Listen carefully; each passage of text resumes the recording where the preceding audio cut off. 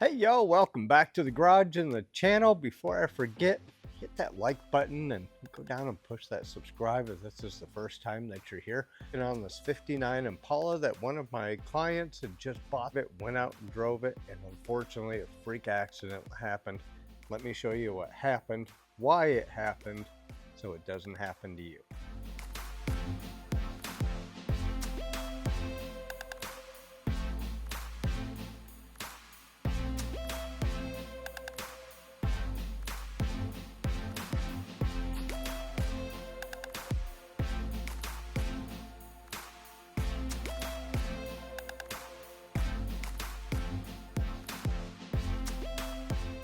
It's a nice clean car. It hasn't been totally molested. There's not all sorts of aftermarket wiring running all over the place, and engine swaps and stuff like that. It all seems pretty original, but they added some creature comforts, and that's where the problems begin.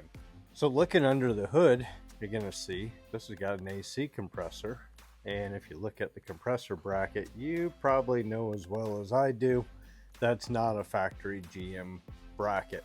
Somebody had added aftermarket AC to the car. Of course, there is an AC condenser in the front.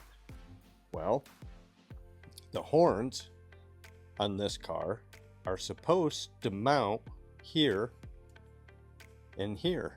Basically what happened was, because the AC condenser is in front of the radiator, there's a limited amount of room up here, and they ended up taking the horns, and one of them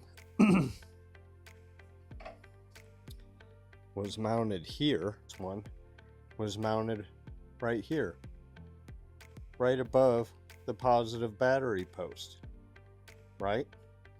So because the horn wasn't in the right place, when they ended up hitting a bump, you will see right there on the bottom of the horn is a burn mark. Well, it welded itself to it, and in turn ended up burning up the entire wiring harness until it got over here, and that's basically the entire harness that melted and burned and what have you, and shorted everything out.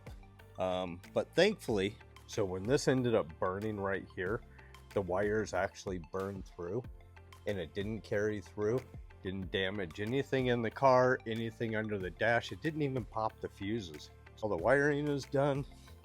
I did just the slightest little bit of tuning.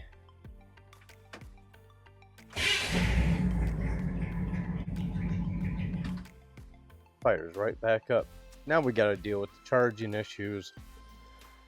So beyond fixing this little mishap that took place, I have an entire laundry list of items. And by the way, this is a really good tip. Anytime you're talking with your customers or your clients, have a notepad. Obviously, if you notice from my notepad, I've been carrying this thing around for like 25 years. Beyond the electrical, we are putting air ride.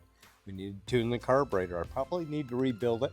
It works really good, but it leaks. The transmission, check out its shifting. New lock set because they don't all match. Let's see, had to buff out some burn marks from the little electrical thermal incident that took place. There's a scrape on the right side fender. The power steering leaks. The right side hood ornament is loose as can be. And then we're going to put the front bumper bar on it that's got the big rubber impact. This car was equipped with a generator, and because of this mishap, and he's going to be putting a stereo in it, plus this air ride that we're doing.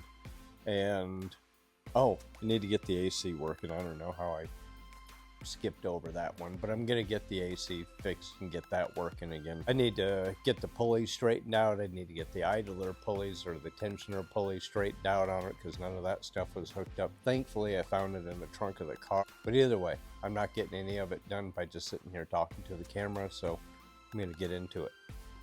With the horns, I'm either going to have to trim the horns down on them so that I can get them back into the factory position again. If I can't trim them, and hopefully it doesn't change the note of the horns too terribly much, to replace them with some smaller ones. So right now, don't need these here. When we talk about the root of this problem that took place, also leads to this battery tray. that is not sitting level at all. I'm not sure if you can tell, but it's sitting on a really drastic lean. So it doesn't seem like the tray was secured correctly, or it slipped or something along. So 5 bolts later and a trip to the under fender abyss, and I've got all the mounting bolts out of this, and I left the tray sitting in here, and basically what I did was I took a line level, I set it down in the tray bottom, and figured out just about what I need to do to get this thing sitting level. The battery tray itself is straight. The problem is it's not sitting straight because there's a spacer missing over on this side. I think I have one that I can use to do it. And then secondly is these bolt holes should be down here as opposed to being where they are. And if I get those bolt holes, I get on my line level, this battery tray will sit perfectly level, which is what we want, because again, this car is getting a big stereo in it. We do not want the electrical being an issue. All right, so this is part of the video where I promote something that you can find down in the links, but take this over and I put it on my Irwin vise, which I got from Amazon. I have no idea what I paid for it, because you can tell by the amount of dust on it. It's been here for quite a while, so what I paid for it then is probably not what you're going to pay for it now, but either way, I'm going to put a link to it down in there. And it is also where I got this round file. I have a whole set of round files of all different shapes. I'm going to warn you, it's a really annoying sound. It's like nails on a chalkboard.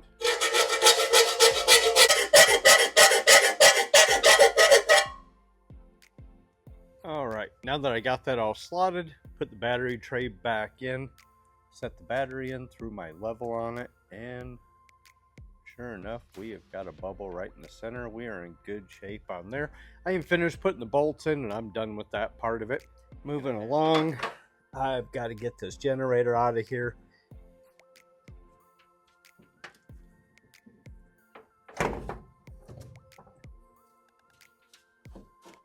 One of the things I have to address is that is a single groove pulley, and that is not going to work to run everything all together. It's going to need 2 separate belts. That's got to get swapped to a 2 groove pulley.